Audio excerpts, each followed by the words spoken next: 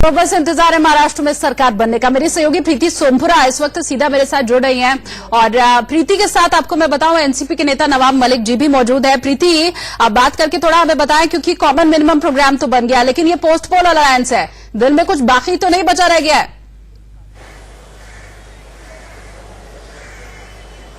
जी बिल्कुल, इसका सवाल का जवाब हम पूछेंगे नवाब मलिक जी से, जो एनसीपी के प्रवक्ता है और दिग्गज नेता भी है। सबसे पहले नवाब भाई, आपसे मैं ये पूछूंगी, अभी कुछ देर पहले ही संजय राउत ने एक ट्वीट किया है बशीर बद्र जी का कि उनको पुराने मित्र याद नहीं आते। क्या जवाब देंगे इस ट्वीट का?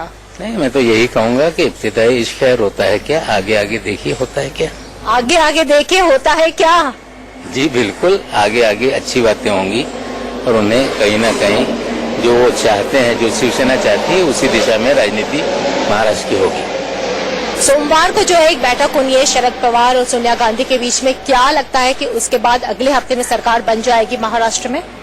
देखिए, ऐसा है कि कांग्रेस पार्टी शुरू से ही पहले तो वो चाहती थी कि साथ में ना आए शिवसेना के साथ। विधायक स्थानिक नेताओं का दबाव था कि कहीं ना कहीं हमें बीजेपी को अलग रखना है।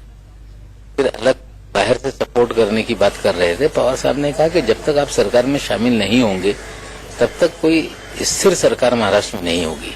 फिर बात हुई कि कॉमन मिनिमम प्रोग्राम बने, उसमें सहमति बने, तो हम लोगों ने पूरा कर दिया है। पवार साहब, सोनिया जी के, कांग्रेस के नेताओं के साथ बातचीत होगी अगले सप्ताह में। हम पूरी तरह से आशा रखते हैं कि अगले सप्ताह में कोई सकारात्मक चीजें आगे बढ़ेगी और जल्द से जल्द सरकार बनाने की कवायद पूरी होगी। कल ही जो है बीजेपी के अध्यक्ष चंद्रकांत पाटिल का बयान आया है और उन्होंने कहा है कि महाराष्ट्र में बीजेपी के अलावा तो सरकार बन ही नहीं सकती। देखिए, ऐसा है, 105 विधायक से बहुमत नहीं होता। शिवसेना उनके साथ जाना नहीं चाहती। जो निर्दलीय लोग हैं उनको मिला के 119 होते हैं। तो क्या वो ऑपरेशन लोटस करना चाहते हैं? हमें लगता है कि वो संभव नहीं है। जो बयानबाजी हो रही है, चाहे चंद्रकांत जी की तरफ से हो रही है, अध्यक्ष महोदय के, या पूर्व मुख्यमंत्री देवेंद्र जी की तरफ से दावा किया जा रहा है, हमें लगता है बड़ी तादाद जो विधायकों की बीजेपी में है वो सत्ता के लालच में दल बदल करके उनके पास गए थे। कहीं वो भागने लगे, उन्हें कहीं न कहीं बनाए रखने के लिए इस तरह की बयानबाजी बीजेपी कर रही है।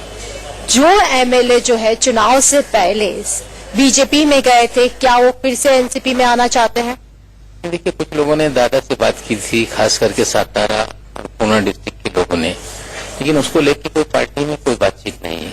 ये बात सच है कि जो कांग्रेस से या हमारे दल से लोग गए थे, पिछले 6 महीना पहले लोग गए या उससे पहले भी 2014 में गए, तो बड़ी एक तादाद ऐसी है जो मूलतः भारतीय जनता पार्टी के लोग नहीं है, कहीं न कहीं अन्य दलों से टूटकर वहां गए और उनका एक ही मकसद था कि सत्ता में आना या सत्ता के साथ रहना। अगर भारतीय जनता पार्टी की सत्ता बनते हुए नजर नहीं आ रही है तो वो कब मन बदल देंगे ये कोई भी बता नहीं सकता। इसी डर से चंद्रकांत पाटिल जी हो, देवेंद्र जी हो, इस तरह की बयानबाजी कर रहे हैं। वैसे कितने लोग आपके संपर्क में हैं? देखिए, संपर्क में है, मैं कोई दावा नहीं करना चाहता हूं, लेकिन जो सत्ता के लिए पाला बदलता है तो वो सत्ता के लिए कभी भी पाला बदल सकता है। यही डर भारतीय जनता पार्टी को सता रहा है। आज तीनों पार्टी के नेता, सेना, कांग्रेस और एनसीपी के तीनों पार्टी के नेता जो है पहली बार एक डेलीगेशन बना के राज्यपाल को मिलने जाने वाले हैं। नहीं, देखिए, हम लोग जब बैठे थे तब ये तय हुआ कि महाराष्ट्र में जो किसानों के संकट है, बारिश को लेके 25,000 करोड़ से ज्यादा फसलों का नुकसान हुआ, किसान नई बुआई करनी है, उन्हें मदद मिलनी चाहिए। 10,000 करोड़ का ऐलान तो कर दिया पिछली सरकार ने, लेकिन कोई मदद नहीं पहुंच रही है, पूरा प्रशासन ठप पड़ा है। तो कहीं न कहीं राज्यपाल महोदय को मिलकर इसकी जानकारी दी जाए, प्रशासन चुस्त दुरुस्त किया जाए, किसानों की मदद जल्द से जल्द मिले, बीमा कंपनियां मनमानी काम कर रही है उन पे दबाव बनाया जाए और मुख्यमंत्री सहायता निधि का कक्ष जो बंद पड़ा है जिससे मरीजों को मदद दी जाती थी वो काम शुरू हो। इस मकसद से राज्यपाल महोदय को मिलने का कार्यक्रम तय हुआ है और 4:30 बजे तीनों पार्टी का डेलीगेशन जाएगा। यानी कि सरकार बनाने का दावा जो है वो आज पेश नहीं किया जाएगा? नहीं, बिल्कुल, जब तक कांग्रेस पार्टी कोई अंतिम निर्णय नहीं ले लेती कि वे सरकार में शामिल होंगे तब तक बात आगे नहीं बढ़ेगी।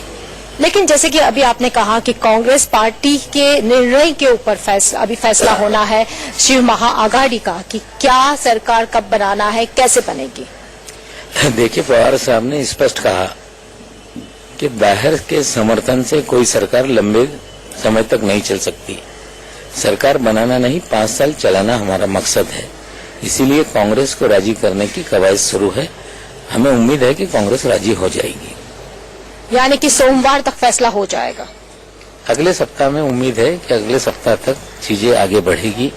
एक बार कांग्रेस ने हामी भर दी किसी को तो दिख ही नहीं रहा फॉर्मूला क्या PCR होगा, में। फॉर्मेशन कब होगा, ये सब चीजें आगे बढ़ेगी। बहुत समय उसमें नहीं लगेगा। कांग्रेस जिस दिन अपनी स्वीकृति दे देगी, तेजी से आगे बातें बढ़ेंगी। तो आपने सुना कि एनसीपी के प्रवक्ता नवाब मलिक का साफ तौर पे कहना है कि अगले हफ्ते तक जो है महाराष्ट्र में सरकार बनाने का जो पूरा चित्र है वो स्पष्ट हो जाएगा।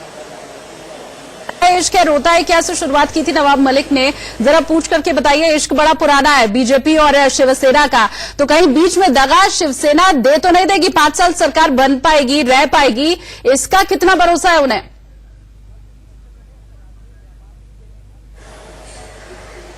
जैसे कि आपने भी कहा कि देखे क्या क्या होता है आगे आगे, जो संजय राउत ने जो ट्वीट किया है, लेकिन आपको लगता है कि कहीं शिवसेना आपको बीच में दगा तो नहीं दे देगी? 5 साल क्या ये सरकार स्थिर रह पाएगी? नहीं, बिल्कुल रहेगी, उसमें किसी के मन में शंका नहीं।